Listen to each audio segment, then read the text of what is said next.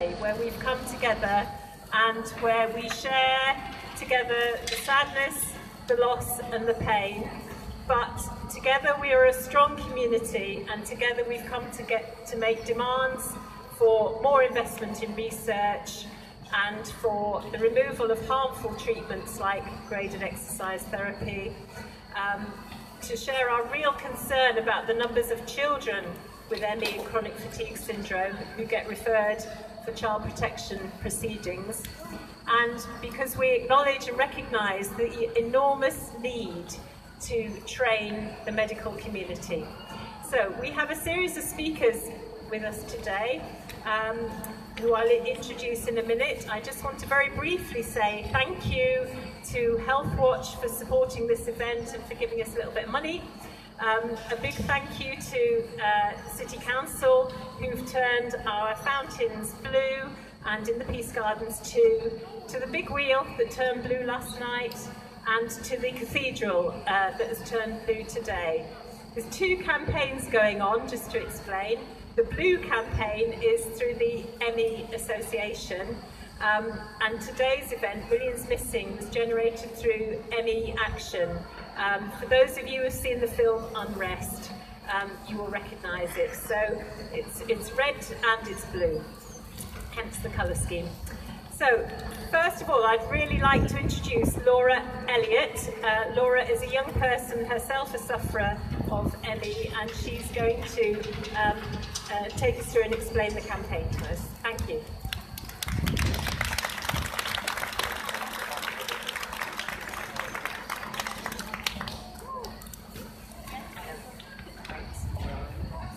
Thank you for that. Last year I was an observer, and this year I've been asked to speak. It's really great to see everyone here today. So many of our campaigns happen online because people can't leave their beds, so to come together, even if it's just once a year, it's really great to see, and I'll do my best to sum up why we're here. Myalgic encephalomyelitis is not just an illness that's incredibly difficult to pronounce. It's also an illness that steals patients' lives away, while people around them can only look on in horror and watch. There'll be some of you here today who know it by another name, chronic fatigue syndrome. But while easier to pronounce, this is about as useful as calling a brain tumour chronic headache syndrome. It tells you nothing about the root of the illness, very little about its symptoms, and minimises the suffering of the millions of patients who live with it all around the world. Because ME is a complex and devastating illness that affects the immune, endocrine and nervous systems, and for which there is currently no cure. Its sufferers experience a range of debilitating symptoms, from pain and loss of cognitive function, to paralysis, vertigo, sensitivity to sound, light and touch, and much more. But even though the World Health Organization has categorized ME as a neurological illness since 1969, its sufferers remain invisible. Biomedical research is criminally underfunded, and patients and their families are left to suffer alone. Today, Sheffield is joining 90 other cities around the world, including Mexico City, Tokyo, and San Francisco, to highlight the stories of the millions of people missing from their lives.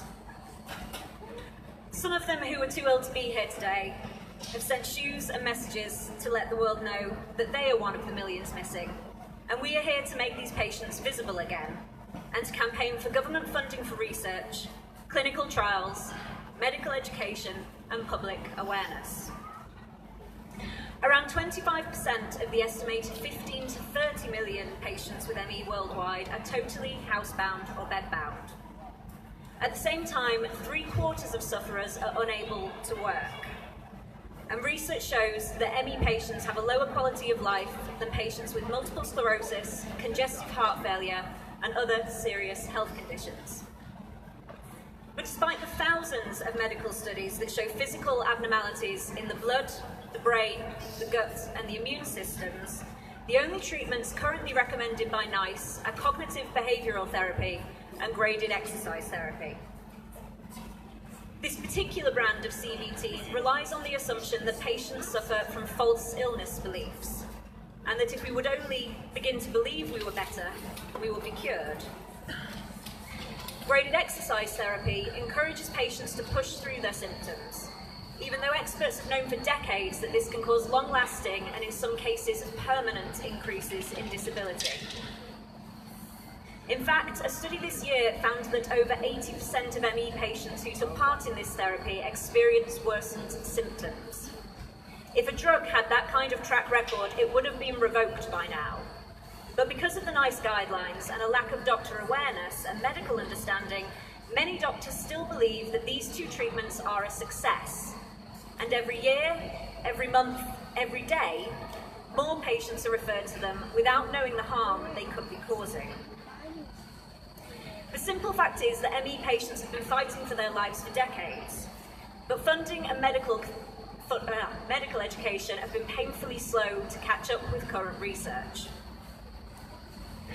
I first got ill when I was 23, after a whiplash injury and a series of infections I couldn't seem to shake.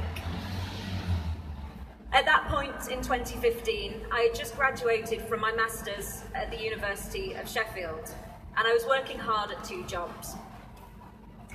I was working hard because I had some pretty grand plans back then. I was going to travel on my own from Sheffield to India without leaving the ground. I imagined that the next few years would see me sipping coffee in cafes in Paris, riding a horse across the plains of Mongolia, trekking over the mountains in Nepal, and finally volunteering at a friend's charity in Rajasthan. I couldn't have been more wrong. Because instead, I've spent the last 4 years mostly housebound, staring at the same 4 walls. At first, I thought it was a blip, a symptom of working too many hours that would get better when I slowed down a bit. And with so much to do, I didn't have time to be sick. But like all ME patients, the more I pushed myself to get better, the worse I got. And when I eventually started going to the doctors, exhausted, in pain, my muscles trembling with even the slightest exertion, they told me I was anxious.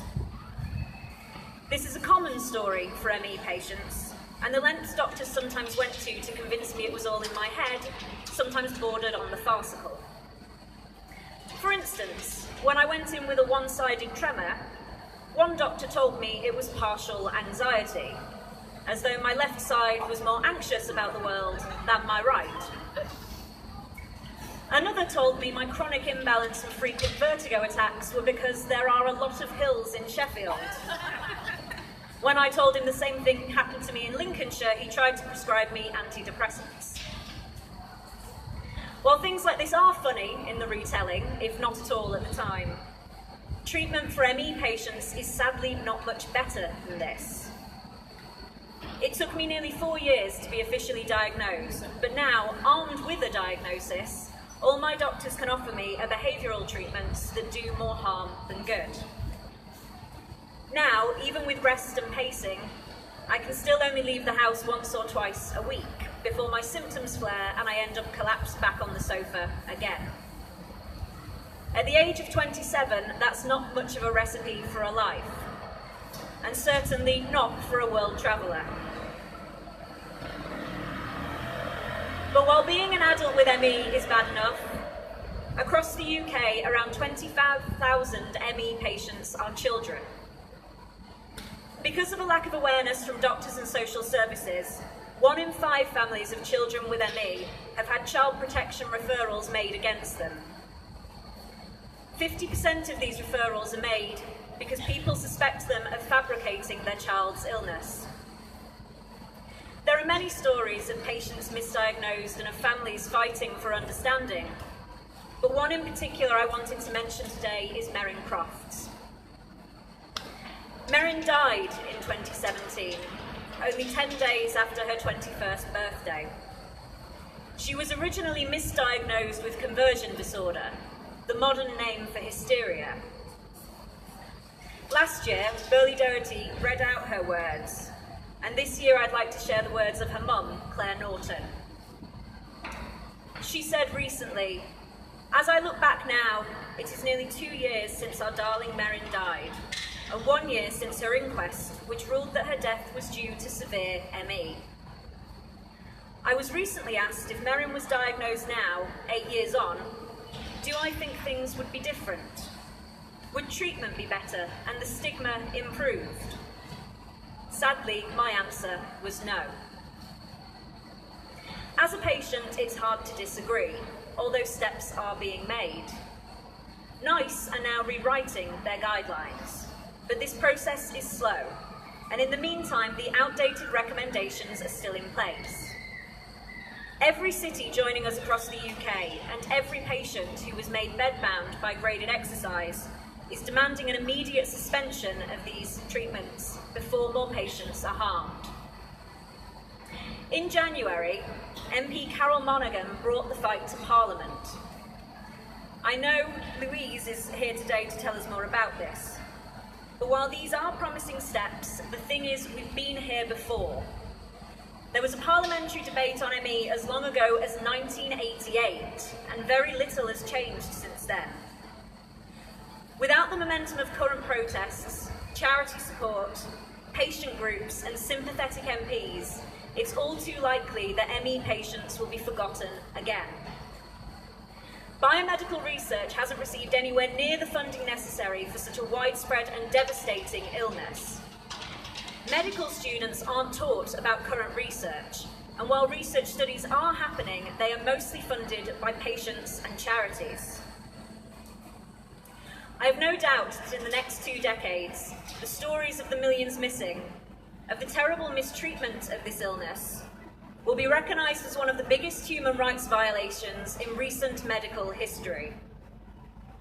But for me and other sufferers, for our friends and families, and for the people who are healthy now, but who will get sick in the next few years, we don't have time to wait. There are already patients alive today who have been bedbound or housebound for decades. Lost generations who are only now beginning to have their voices heard.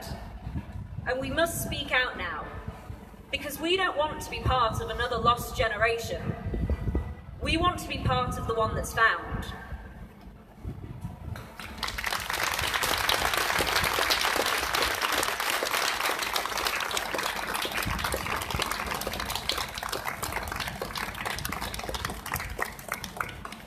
Thank you very much to Laura Elliot. ME affects not only the sufferers themselves, but whole families and wider families. And I know there's families who've come here today and there's families watching us online. I'd like to invite Diana Shapiro to talk about the story of her daughter Amy. Diana.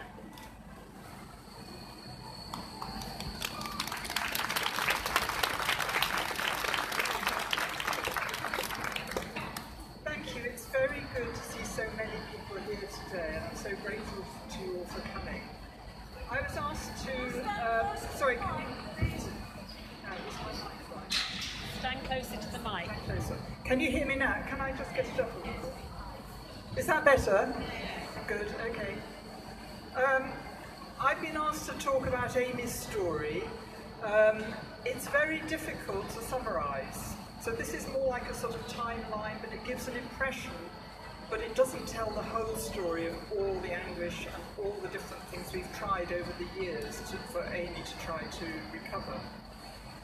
Amy is just one of the millions missing whose stories are visible today that illustrate the ways in which this devastating illness affects people's lives.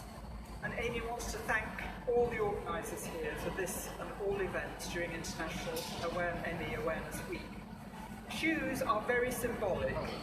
Amy's red canvas sneakers are among the shoes on display here. She's open for many years. Is that better? It's windy, isn't it? It's okay. But she's never worn them and had forgotten she owned them until I found them and used them in last year's Millions Missing event. The shoes went missing again as I failed to collect them until a few days ago. And Amy had forgotten all about them again. But she hasn't forgotten the active life she used to lead, loving walking, being outdoors, trampolining, playing the clarinet, etc., etc.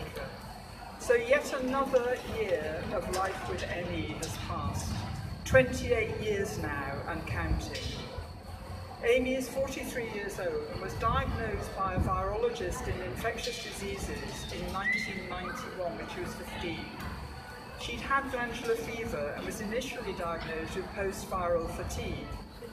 When the diagnosis was changed to ME, and that was the term he used, the virologist simply said that unfortunately there was no treatment.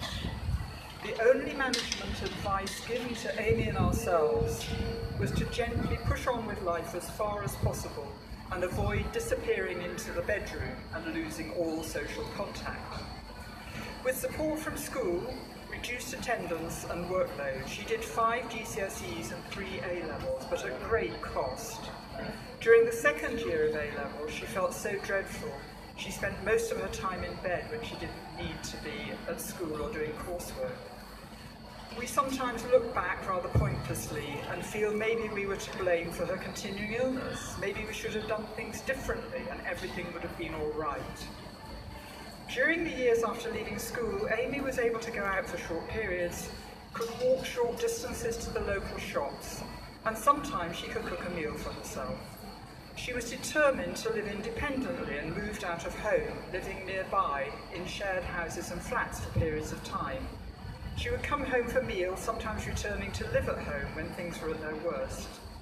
Life was up and down, as is always the case with fluctuating conditions.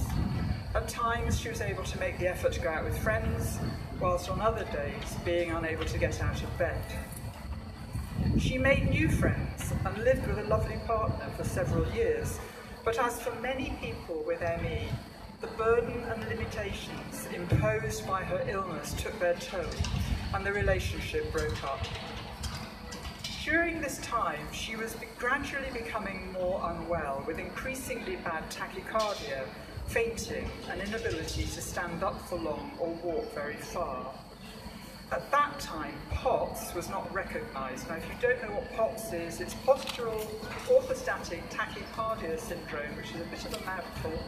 It basically is a dysregulation of the nervous system where your body doesn't adjust to standing and blood pools in your legs, your heart beats faster trying to adjust, and your blood doesn't get oxygen and you faint.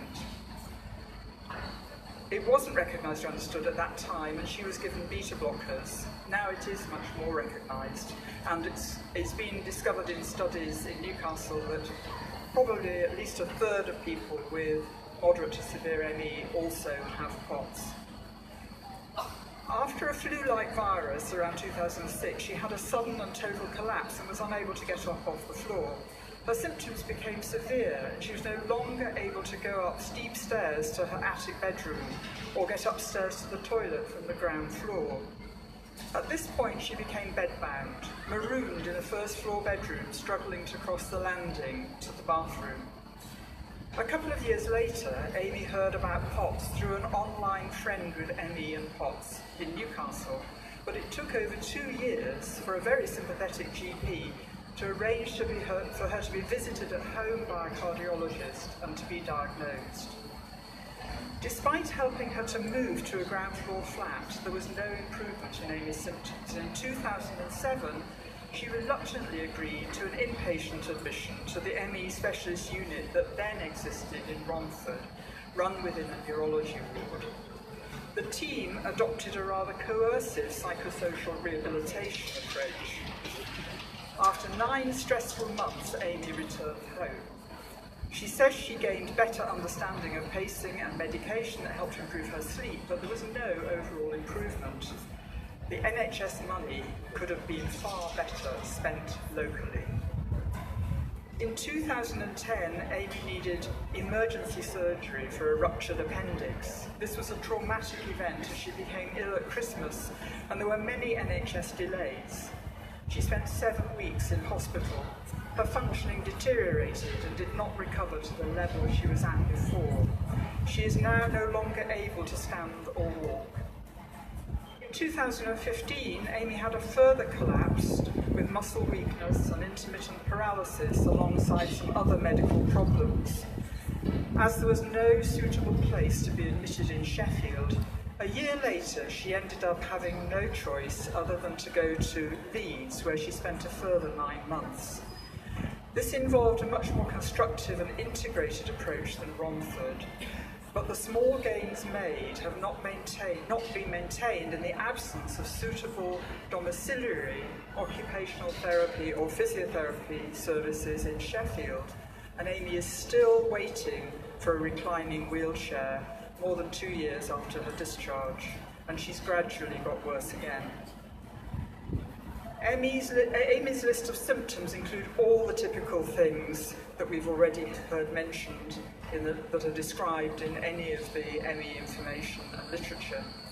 No two people with ME experience exactly the same pattern of symptoms.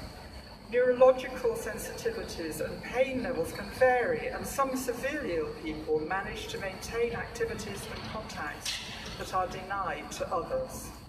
Unfortunately, Amy's neurological symptoms prevent her doing a number of sustaining activities. For instance, having a pet.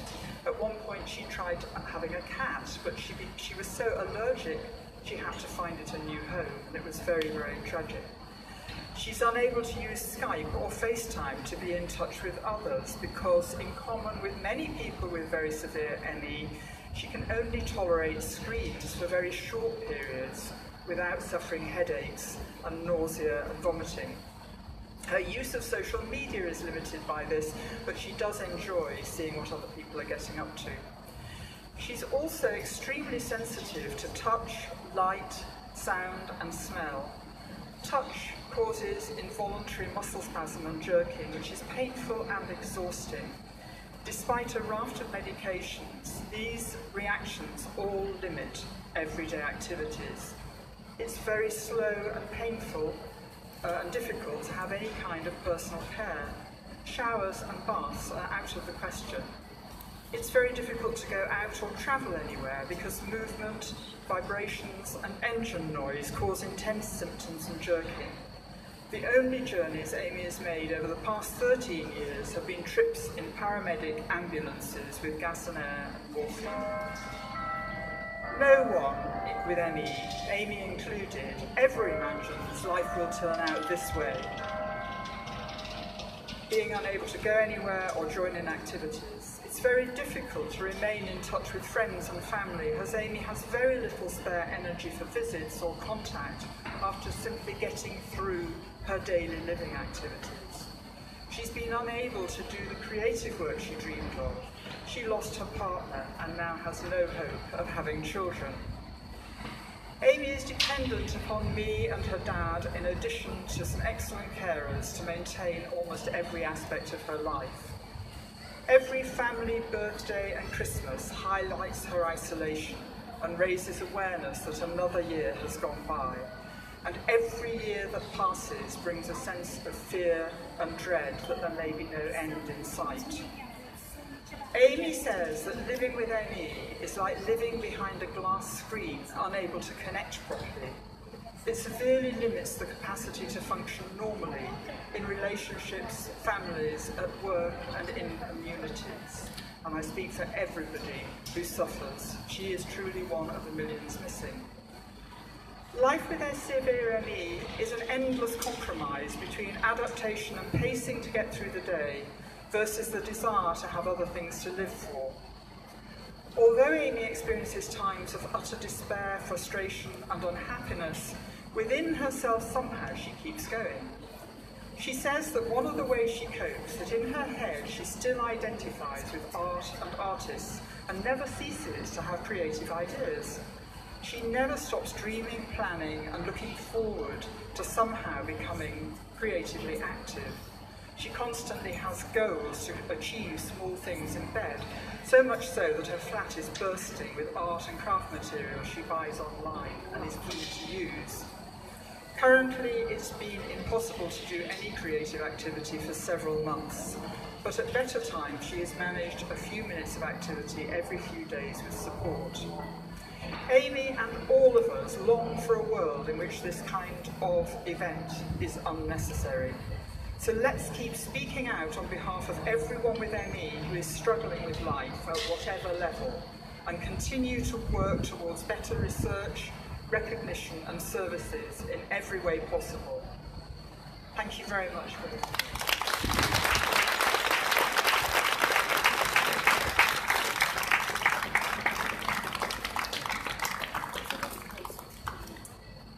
Diana, for a very powerful and moving story of living with very severe ME. Amy talks about creativity and the importance in her life. I'm now going to invite Berlie Doherty, very, very well-known local children's author, to come and speak the words of Cara, who is one of the many millions missing, and also to read a poem for us. Thank you.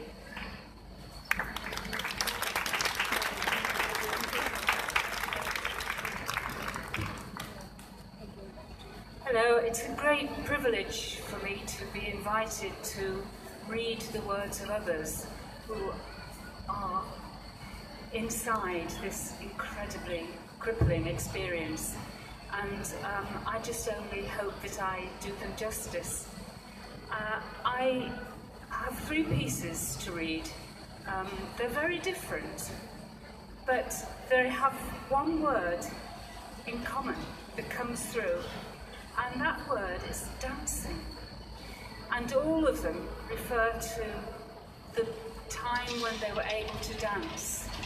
We know that for many people, walking is an impossibility. The idea of dancing again must be just beyond the horizon. But what a beautiful image it draws of that powerful memory, because dancing is so exuberant, so full of life. It's not something It's something you can do absolutely spontaneously. And so that word in particular really moved me. The first poem I'm going to read is by Tina Shepherd, who is a sufferer of ME and fibromyalgia, who I can't say that word, and belongs to the Sheffield. It's called The Watcher. I wake from a sleep that twists and tangles, that jerks and cramps, body ground down relentlessly, over and over and over, by a fatigue so profound it leaves complete desolation in its wake. I think. My thoughts wade through molasses, searching, desperately searching, painfully searching for a word, for words that fit the outer edges of a jigsaw, the outline of the whole. I move. Darkness threatens as light hits, pervasive, invasive, sickening, throwing the switch of pain, the thermometer that measures the depth, the breadth, the height of my pain. I cry for the me that was joyfully alive, hungry for life, dancing, laughing, avidly conversing with the world, a world that listened and cared to hear my voice. I watch.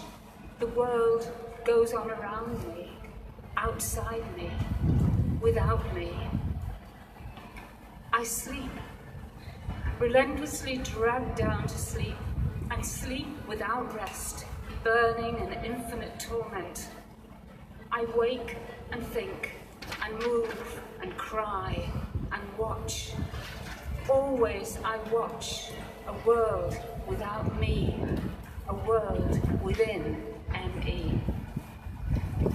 That was by Tina Shepherd.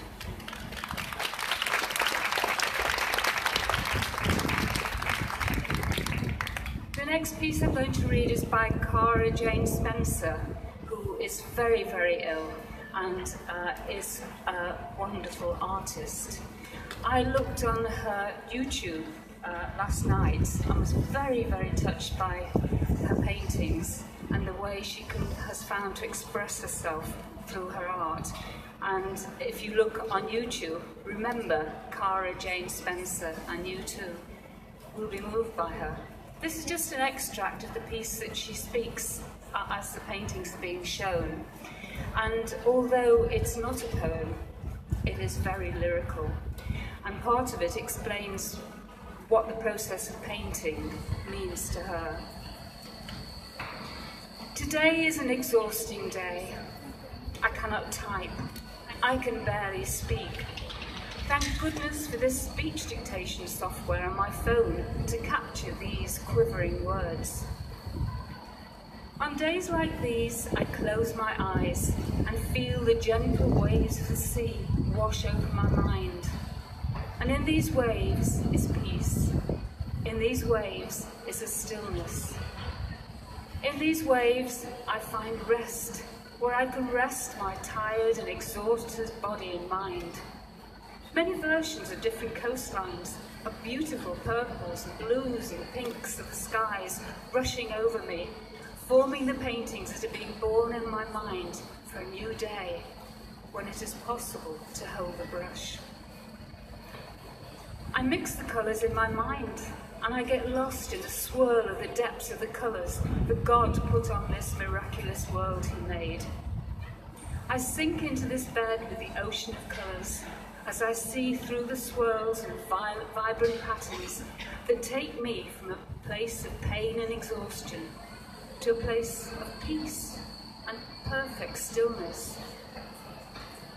Even exhaustion, pain, and the struggle to find rest can influence a painting of another day that will be birthed when I have the abilities to work it and bring it to life. Painting is not just the act of putting a brush to a canvas and spreading the paints, nor is it about mixing the colours and seeing them transform. It is about the whole journey, from imaginations and visualisation and relaxation, and being able to capture the moment when all of these things are ready to be put into a tangible creation. Most of all, I hope that what one sees when they see my paintings is possibility, not just for me, but for everyone. I wasn't born with disability. I have no tendency towards drawing or the virtually artistic mediums. I sang, I danced, I acted. The stage was my platform. Though to me to look at a canvas and paints was so alien to me, I never expected this to become my home. An online teacher sparked a fire in me, and he made what felt like the impossible more than possible. He gave me a safe place to play again, and he gave me a safe space and the encouragement to fail again, which is incredibly important. Today is an exhausting day. I cannot type. I can hardly speak.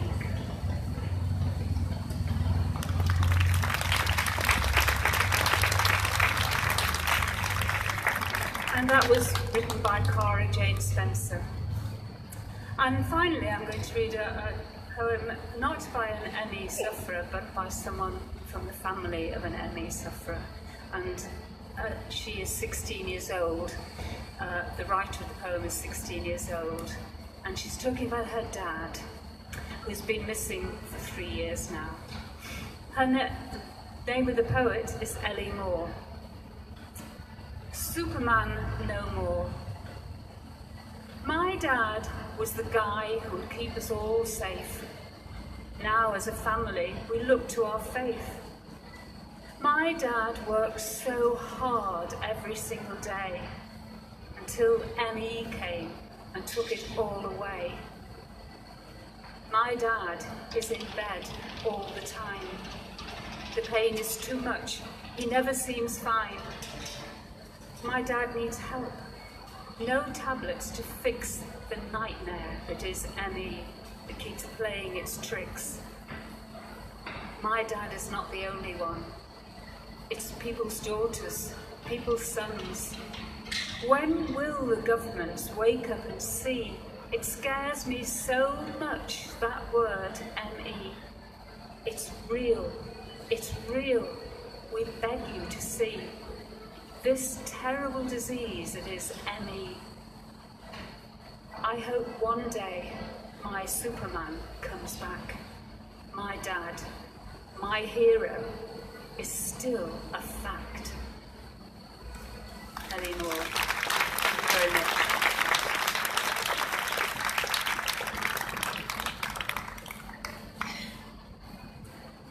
very much, Berlie Doherty, and thank you very much to Ellie and to Cara and to Tina for sending those pieces to us.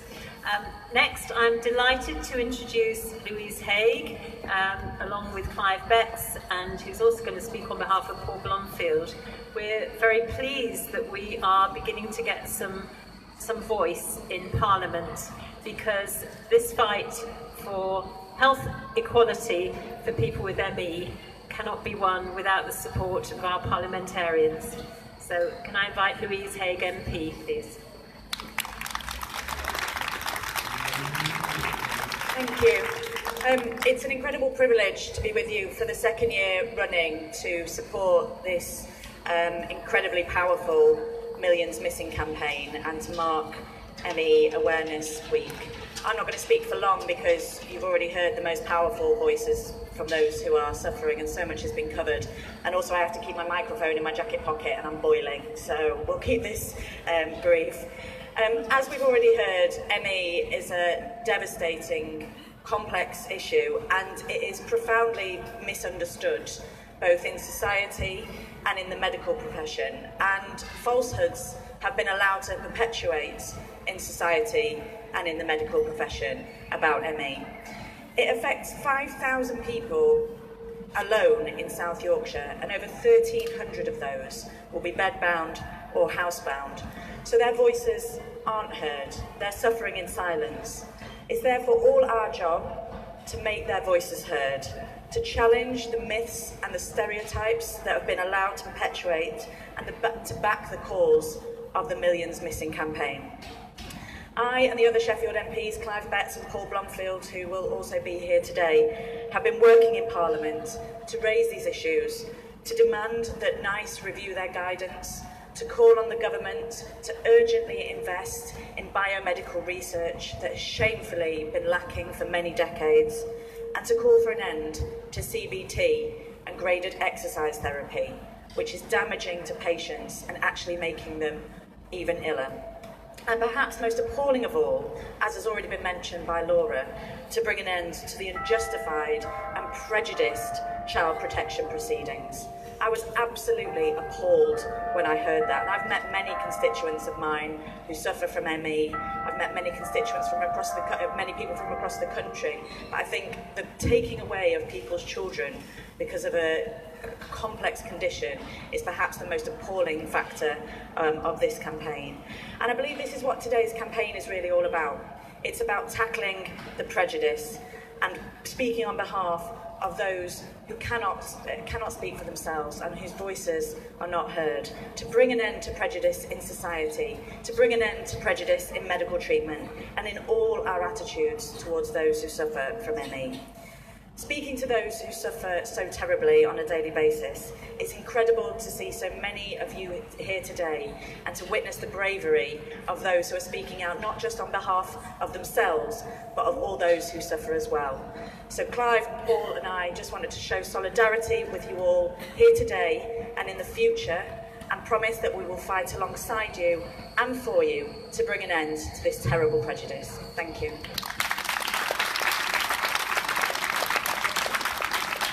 Can I just follow what Lou said there and say that we are working together as MPs for the city. That's how we try and operate.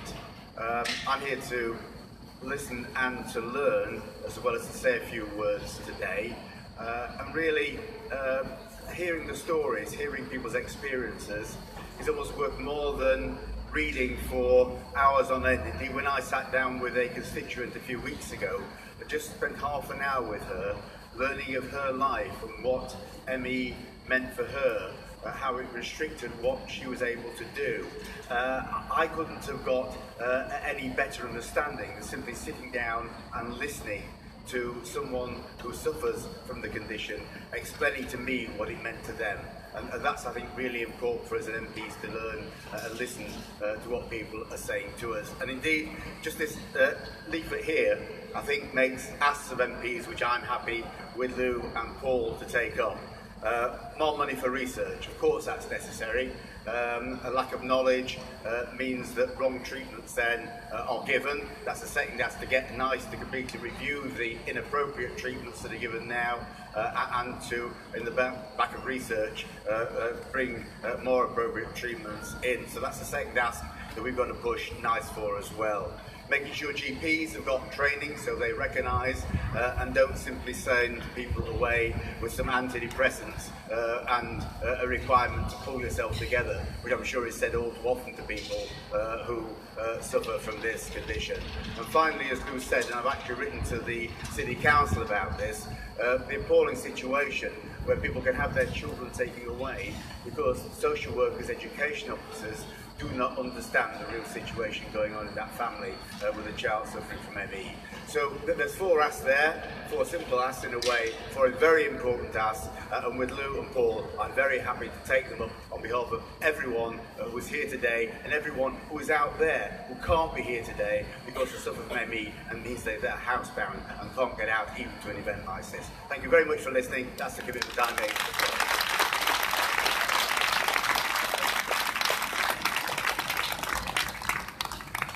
Thank you very, very much to Louise Haigh and Clive Betts MPs, and we cannot win this fight without your support and without you raising a voice for us in Parliament. We did receive apologies from Jill Furness MP and from Angela Smith MP as well, who were unable to be with us today. So today's event has been all the more powerful because we've drawn on the incredible creative and artistic talents that are within the ME community. And a very powerful part of last year's event was a song called Can You Hear Me, which was sung by, written by Alex Faye. This year, we're absolutely delighted that Harriet Grant, who works for the Sheffield ME and Fibromyalgia group, is going to sing this song for us now. So after Harriet has sung, we will be inviting the Purple Cats Choir. So, off the next.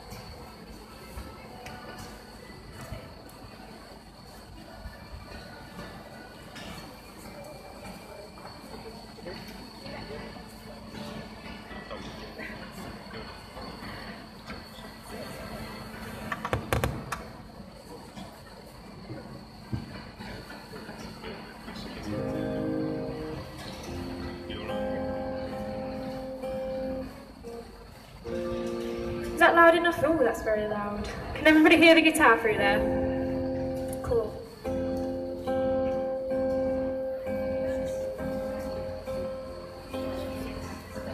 I'm lost inside this well of pain. Can you hear me? Can you hear me? Far behind this wall of shame. Can you hear me? Can you hear me? I'm shouting out for help. Can't get through to no one else. So can you hear me? Say that you can. I'm drowning in the echoes of my voice within these walls. Oh, can you hear me? Say that you can. Say that you can. Say that you're there. I'm frozen in forgotten time.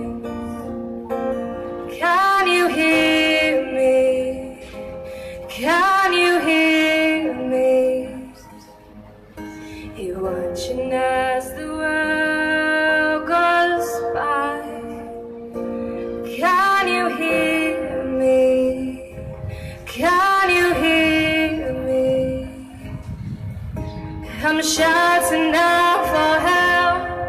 Can't get through to no one else. So can you hear me? Say that you can. I'm drowning in the echoes of my voice within these walls. Oh, can you hear me? Say that you can. Say that you can. Say that you can. A million voices missing, trying to be heard, searching for the answers to be part of this world. A million voices missing, dying to be heard, praying for a second chance for the life they deserve. A million voices missing, but together we'll be heard. Oh, can you hear me? Say that you can. Can you hear me? Say that you can. 'Cause I'm shouting out for help. Can't get through to no one else. So can you hear me? Say that you can. I'm drowning in the echoes of my voice within these walls. Oh, can you hear me? Say that you can.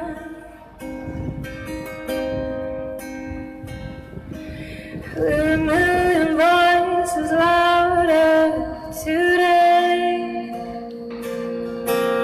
and a million voices matter today.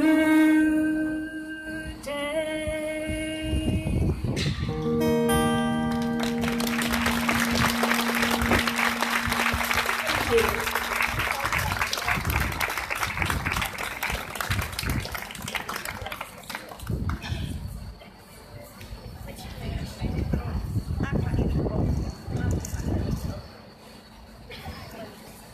Thank you so much to Harriet, and a big, big, big thank you to Alex, whose song is being sung in more than one continent today.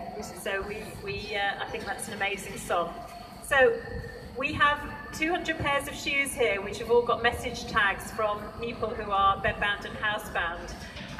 You're not going to get a chance to look at all these messages. So we've invited members of the Purple Cats Choir to start their set by reading a selection of some of these message tags, after which they will go straight into song and will introduce the rest of it themselves. Really, really appreciate Purple Cats Community Choir coming and supporting us today. Thank you.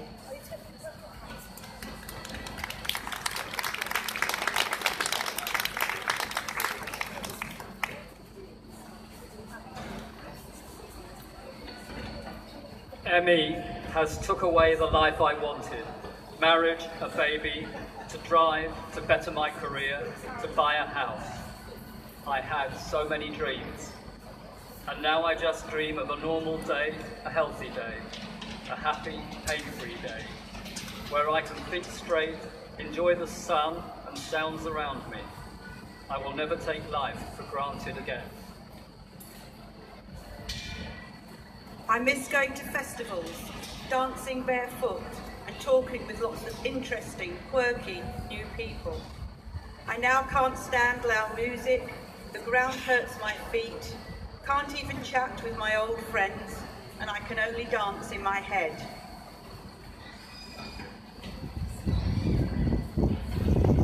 I'm sorry, Mummy's not feeling very well at the moment. I just need a little rest. Can you ask Daddy? Things I say to my 6-year-old that makes me feel not only sad, but also inadequate as a parent. I'm a guitarist. My hands hurt, chronically, without letter or relief. I was once a good player. The hurt goes far, far far beyond the physical. Once a biomedical scientist, once a runner, once a swimmer, once a cyclist, the me I once knew is gone. I wore these when dancing with my friends. I miss dancing in my heels, as now I dance in my power chair.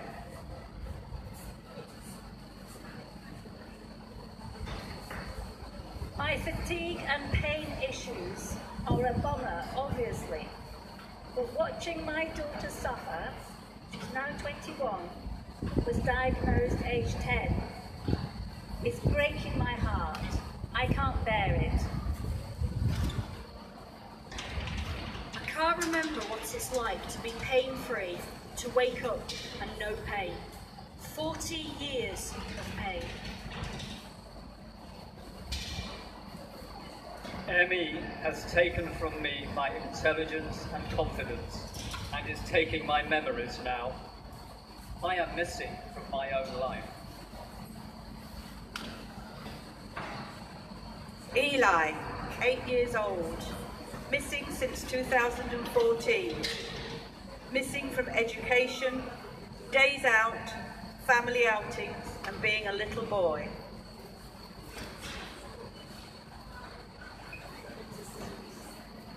I used to be incredibly active and loved playing sport, which I miss hugely.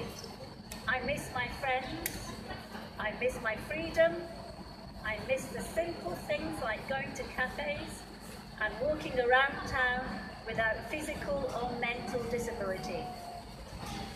My life currently is being my own medical researcher to try and figure out what I can do. I've only been like this for about 10 years. Can't imagine what the future has in store for me. ME has put an invisible barrier between my husband and me and has made me question my purpose in life. I feel so bad when she cries that she has disappointed the girls. It shouldn't be up to the girls to have to stay and look after her. They have their own lives. It affects all of us. I wish she didn't have ME and fibromyalgia.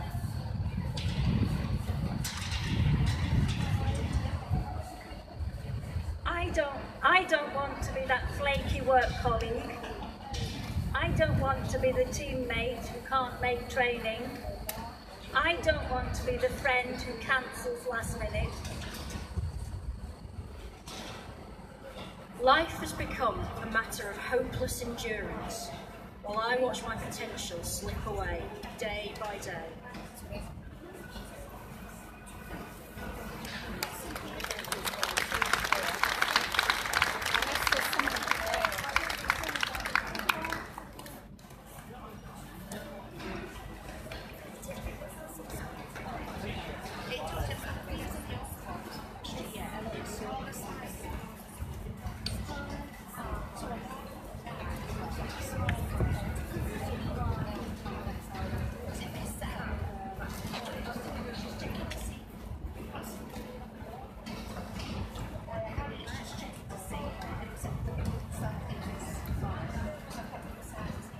We are Purple Cat's community choir, and we mainly sing on a weekly basis. We come together to sing for enjoyment, but a few times a year we sing in public, and we were particularly pleased to be asked to sing in support of the Millions Missing campaign, mainly because there are quite a few people either in the choir or in the families of people in the choir over the years who have suffered with ME. And I think you'll find, if you ask any substantial sized group of people, you'll come across a perhaps surprising number of people whose lives and the lives of their families and friends have been affected by this condition and by a lack of recognition of what it does to people and what needs to be done.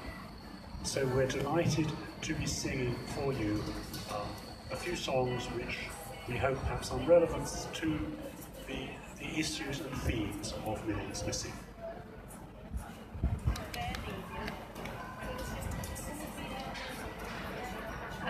As you can see, the choir isn't amplified, so if you want to hear us better, do feel free to come closer. We're going to start with a song called If Not Now by Carrie Newcomer, and we're going on to sing a song called Somebody Sang For Me. It's an appreciation of everything that we do for each other and how precious it is to know that you're cared about.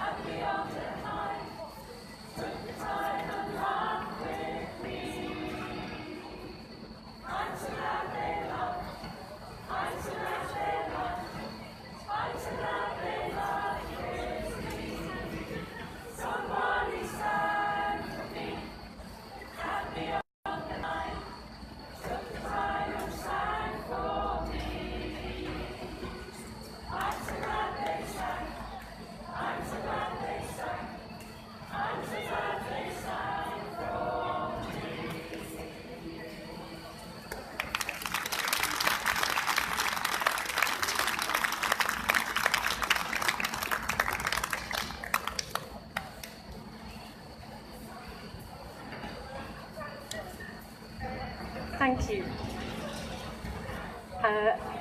As you can see, there's a bit of reshuffling before our next song, which is called Peace Like a River.